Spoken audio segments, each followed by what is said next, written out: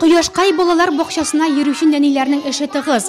Бу көннәрдә алар тәрбияче көненә багышланган бәйрәмгә әзерләнү белән мәшгульләр.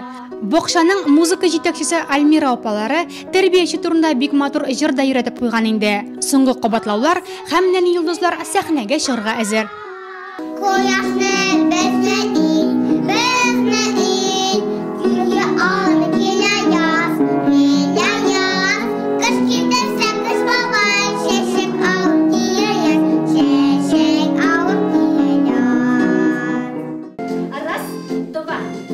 Бер, ике, өч, уң аяк атлыйбыз.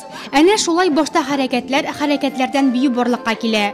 3 минутлык биюне сәхнәгә кую өчен күпме тырышлык киткәнен Альмира Ревалевна үзе генә беләдер мөгаен.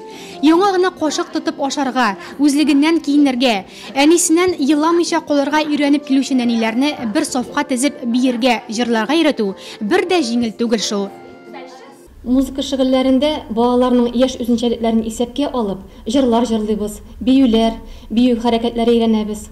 Композиторларның иң матур музыкаль әсәрләрен тыңлыйбыз. Җырлаганда, биегәндә аларның уйлары, кәефләре, хәтта характерлары да ачыла һәм үсеш ала. Милли җырлар, биюләр балаларның милли үзаңын үстерә. Музыканы эмоциональ кабул итәргә, эстетик яктан танырга, матурлыкны күрә белергә өйрәтә. Альмира Гизатуллинаның балалар белән эшләү стажы 22 елдан артып китә. Моннан 20 ел элек аңа бакчага йөргән сабыйлар инде үз балаларын тотып килә. Аның һәр хәрәкәтендә, күз карашында балаларга мәхәббәт агыла. Шуңа да балалар аның турында безнең апа иң матуры диләр. Альмира Ивановна безне җырларга да өйрәтә, уйнарга, биергә, анда күп нәрсә безне Альмира Ивановна өйрәтә. Мин Альмира Ивановна яратам.